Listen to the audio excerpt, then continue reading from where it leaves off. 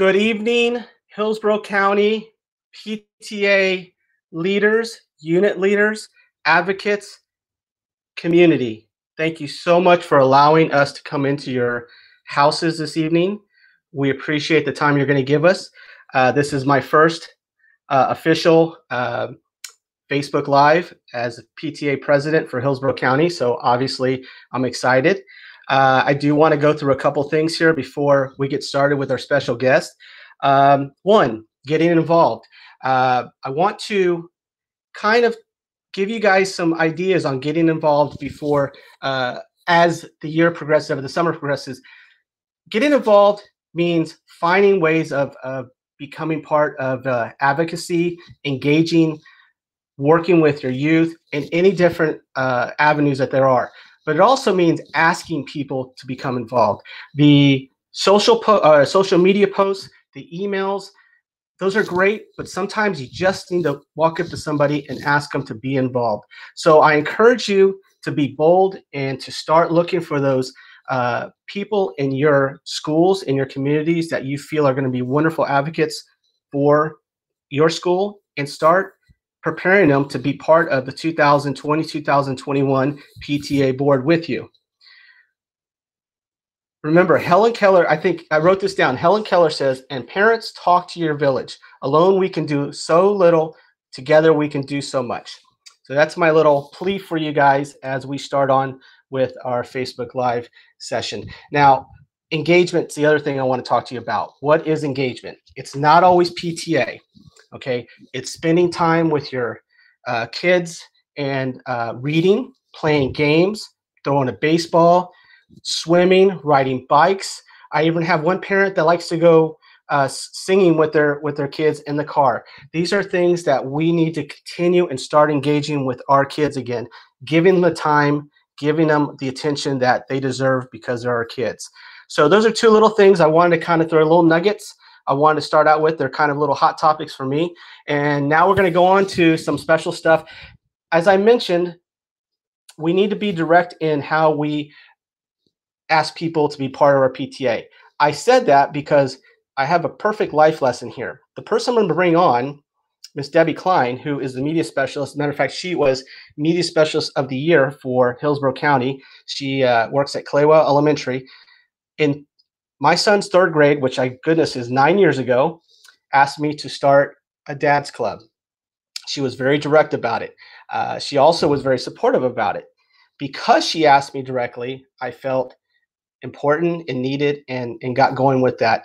And here I am today, 9 years later, standing in front of you on Facebook Live. So I say all that because it's important to reach out and to speak to people one-on-one. So I want to introduce Miss Debbie Kline, our media specialist, Hillsborough County of the Year from Claywell. If she can come on with us. And there she is. How you doing, Miss Debbie? I'm good, Frank. And just want to say it was to our benefit that you came to our school and volunteered in the media center. And so grateful. And here you are 9 years later as president. So it all worked out wonderfully. Well, thank you. You're a wonderful media specialist, and you're also a wonderful advocate. I know many kids have been affected by the passion and energy that you've given to them, both reading and as just being a school teacher in general. So thank you very much for that. I want to start out with a few questions for you, let people get to know who you are. Although I know you're world famous now because you're media specialist of the year, we still want to let some people know exactly who you are. So how many years have you taught? This will be my 28th school year. Goodness, 28 years. Okay. And do you have an idea how long you might want to go? Are you in for the long road, or? Definitely to 30, and then we'll see how it goes. But probably I'll do my 5 years of drop as well. So okay, very good. I got another 7 years probably. Okay, very good. And what schools have you taught at? So I started off at Shaw Elementary School under Dr. Whitlock's principalship, and then he ended up getting chosen to open up Dunbar Magnet. So I moved over there with him and started off as the gifted teacher there and the media specialist. So that was quite interesting. And then just dove right into being a media specialist. And then came to Claywell in 2015, where I started off as a 4th grade teacher there, and within 9 weeks I was media specialist and never left, and hope I don't have to till I'm ready to retire. Amen. Absolutely. We appreciate that. So tell us, for you, what are some of your favorite books that you've read over the years? Well, I can tell you really some of my favorite authors, because I think that's what I really enjoy doing is once I find an author I like, I want to read everything that they've written. I'm a big mystery fan, and so I've read, Agatha Christie, of course, Lee Child, Deborah Harkness is another genre that I enjoy, Ruth Ware. As far as children's books, of course, I'm a big Harry Potter fan, so J.K. Rowling. I have a club, which I'll be telling you about later, a mythology club. So Rick Riordan is one of my favorite children's authors. And Roland Smith, I actually got to meet him. I think it makes it even more come to life when you come and meet an author in person. So Roland Smith, he's a really unique guy. Wonderful. My favorite authors as a child were Beverly Cleary and Judy Blume. Judy Moody, we all know those books. So what are some of your, I know you do a lot of events, and I don't want to give them away because I know you pull me into them every year, but I complain about having to work them, but yet I love them so much. But what are some of the events that you do every year that kind of engage our students in reading? Sure. So our district went from Battle of the Books to SLAM, and SLAM is for grades K through 12. So every year I introduce new literature through the SSYRA, the Sunshine Young Readers Association, to my kindergartners and 1st graders, and then of course promoting it for the rest of the grade levels. But I run a fairy tale program for my 2nd grade, and that was a unit that I developed a while ago and really researched so people would understand the difference, how a fairy tale is different from regular folk tales.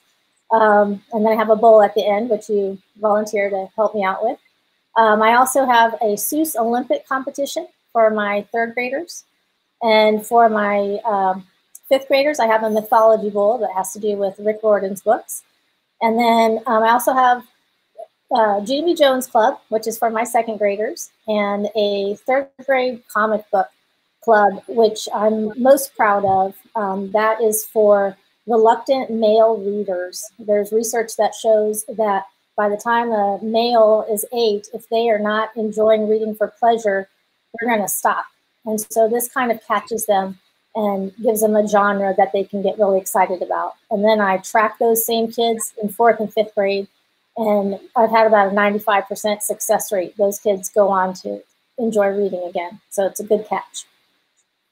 That's awesome. That really is awesome because you would have, and for me, now I remember you doing the comic book club, but I never really engaged in it. But to hear those numbers and to hear the kids, especially males who stop reading at 8 years old, typically have a harder time getting back into reading, and to engage them like that's a wonderful way to kind of reach them where they are. So thank you for sharing those. Again, those are wonderful ideas. I think Ms. Mazzola said she loves those ideas. Hopefully, if you're a teacher out there and you're looking for ways of kind of encouraging your kids, these are some ways that you can do it. If you have other ways, please put on the chat some ideas, suggestions, some programs that you do. As long as we share them throughout the community, we're all going to benefit with our kids. So the probably the last question I'm going to ask you is probably, for me, the most important question for our community. For those who don't like to read, for the kids who have trouble reading because it's not pleasurable or because it seems boring compared to playing video games, what are some ideas to help them, to get them to read? So my message I always have to parents is let the kids choose. If you are choosing for them, then you are defeating the purpose. And also you want to make sure that your house is a print-rich environment home. If your child sees you reading or sees one of the parents reading or both of the parents reading, you have more success in getting your child to want to be a reader. And just remember that anything is reading. If your kid loves video games and likes to use those cheat code books, that's reading. Comic books are wonderful sources for great vocabulary. Light reading will eventually lead to more difficult reading. So I just really want to implore parents to let it be their choice, find out their interests, and anything is reading. So what you're saying is when I get stuck in a video game and I can't go any further, if I pull out the cheat codes, it's technically enriching my vocabulary and my learning. Okay, because I needed to make sure. Okay, absolutely, great. Yes. I have a student that I kept in contact with during e-learning, and he's a big Minecraft fan. And so he goes on all the cheat, tutorial pages to learn more about how to do better with Minecraft. So wonderful, he's reading, Yeah, my hero right there. All right. So we have Ms. Kline also brought a PowerPoint that's going to give you guys and ladies some of the summer programs that are going on, some platforms that your kids can find reading materials at, some incentives, things like that. So I'm going to let her kind of go take the camera over here and go through her PowerPoint. This PowerPoint, if it already, I believe it's already been posted on our Facebook page. So if you can't catch anything, go back, you can open this up and go through it and find the links there. But anyway, it's all yours, Ms. Kline. Thank you, Frank. Basically, I wanted to talk about the programs that we have available in our district. The number one thing I want to emphasize is the summer slide. We definitely don't want our students, 20% of our students, when school ends, they stop reading over the summer, and then they drop by 20% by the time school starts again. And of course, with e-learning, with crisis learning that we just went through, it's probably even more important that your child keeps reading over the summer. So I'm just going to go to the next slide, and tell you where you can access our programs. So one thing you can do is look around the county, and there's many schools and areas that have little lending libraries. And that website will be posted on this PowerPoint for you to refer to later. But if you've never seen them before, you just drop off a book and get another one. Or you don't even have to drop off a book. Just go and take what's there. So in my community, it's been very successful. The next thing I want to tell you about is Reading with the Rays. It used to be just grade 1, but now since it's digital, it's being offered to K through 12. And you can, your children can earn a ticket to go see the Rays at Tropicana Field when it's going to be available. Next slide. Barnes & Noble also has a summer program, and I have given Amy Marie the attachment for this. So you can see your child's basically going to be reading, I think, 8 books, putting it in the log, and then turning it into Barnes & Noble for a free book. So I think every 8 they read, they get a free book. Mayan actually has 2 challenges. It has a weekly challenge, and I'm hearing from our rep that they're going to have 50 winners a week, and they're going to be pretty good prizes. And then they also have a summer-long challenge, and they are going to offer 1 big grand prize to the person who reads the most. When you go onto Mayan, make sure that you go on through Clever. Don't just go to Mayan.com. You might not be able to get in that way. So students have been using Clever all year round. They are familiar with how to get on. Do you have Alexa? Got Alexa? I just found this, and I was sharing this with my students during e-learning time. It's called Bamboo Learning, and there's books, there's math, there's this program called Luminaries, which is about biographies. We're all familiar with Highlights magazine, and then it even has lessons on music. So there's games to play. So give it a shot. Access that skill through Alexa. Then I would be remiss if I didn't mention the public library. So this is what their website is going to look like if they haven't already gone live. And they have summer programs, and then they also have updates of which libraries are going to be open. Right now, there are 9 libraries that are open and have drive-through and curbside service. So Amy Marie is showing you the next slide, which talks about the different story times that are being offered. And then you go to the next slide. And so if you look in the top corner of that next slide, it's a little box that says Access 360.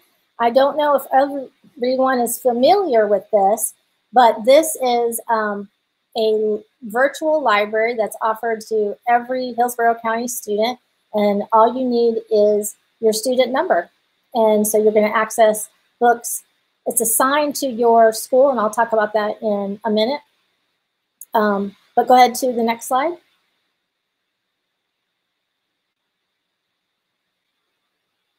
Also, there's book lists that you can refer to.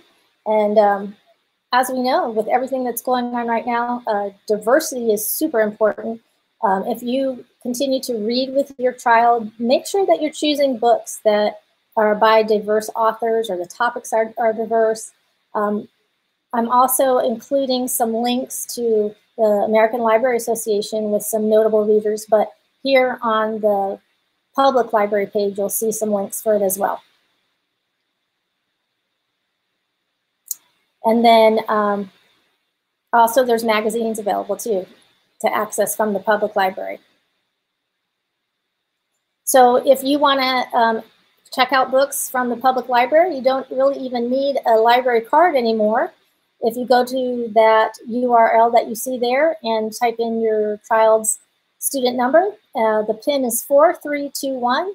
I believe you can check out up to 3 books this way, 3 digital books. So you have Access 360, and then you've also got the public library to get books from.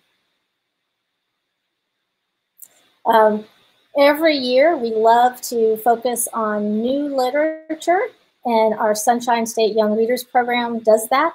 And so here I've posted the SSYRA Junior book list and also ones for grades 3 through 5. There is also for middle school and high school. I'm an elementary media specialist, so I focus on those, but there is available K through 12, and that's where you can go to see the list. And I get started early.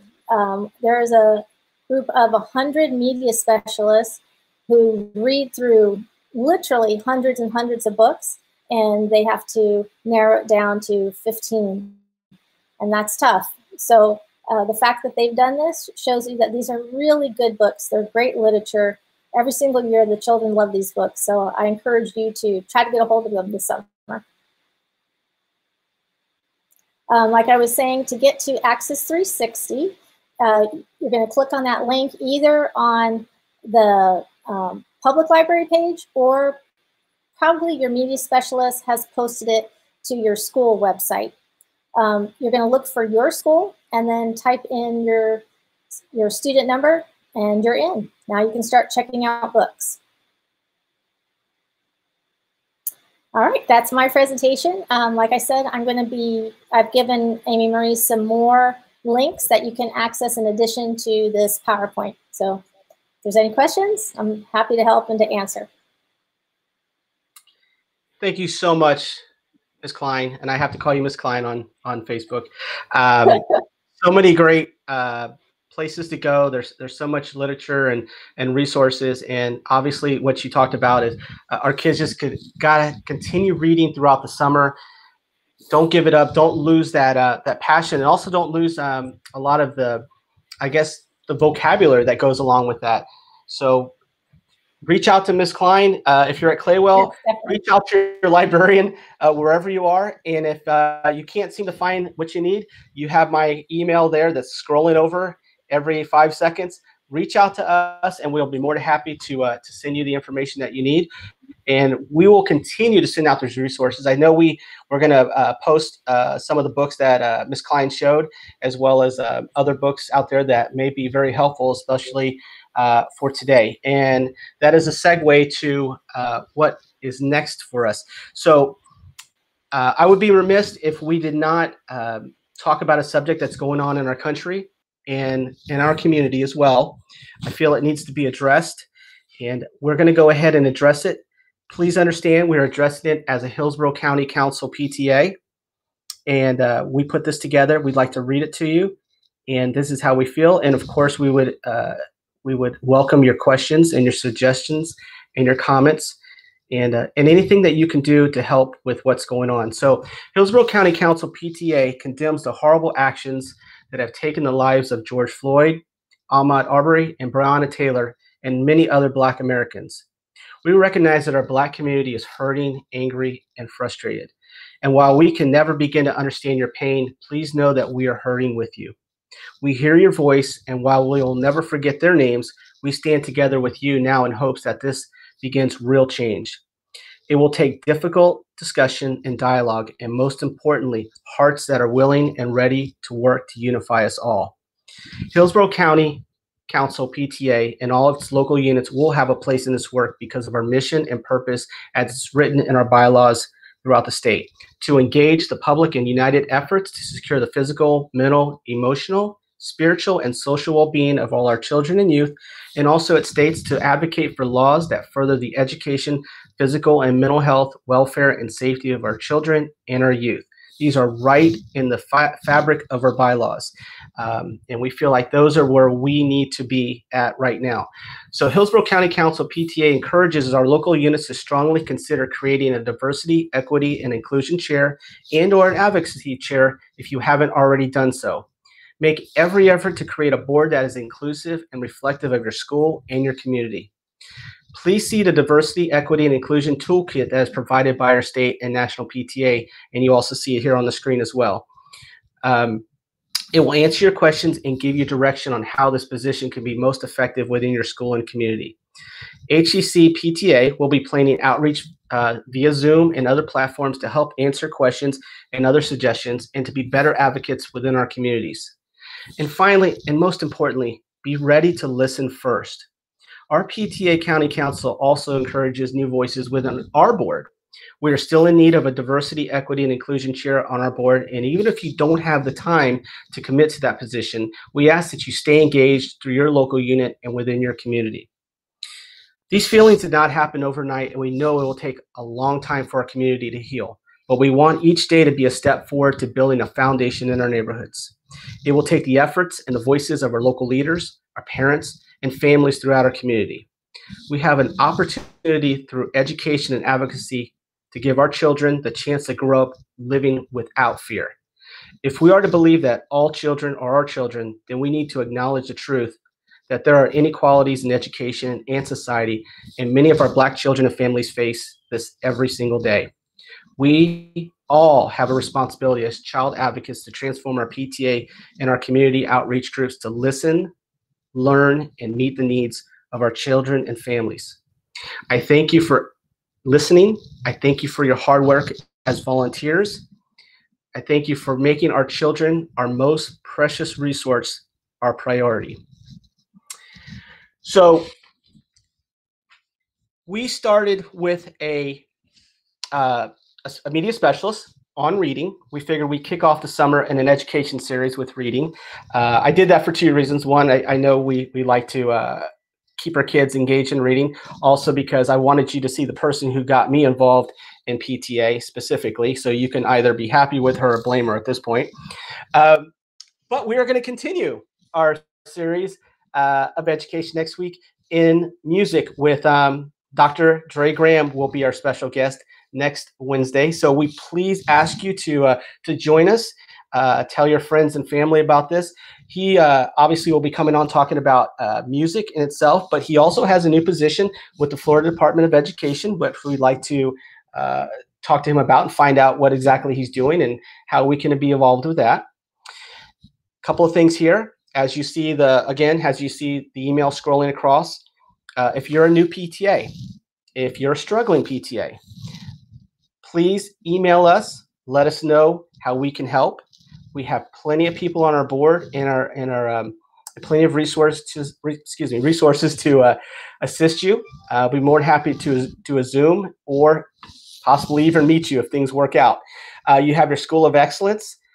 Please click onto that. We'll post that as well. That is a wonderful program that's done every year, and I think it's something that I think will benefit your school. So please look into that. Again, if you have questions about that or can't seem to find the link, let us know. We'll get that information to you.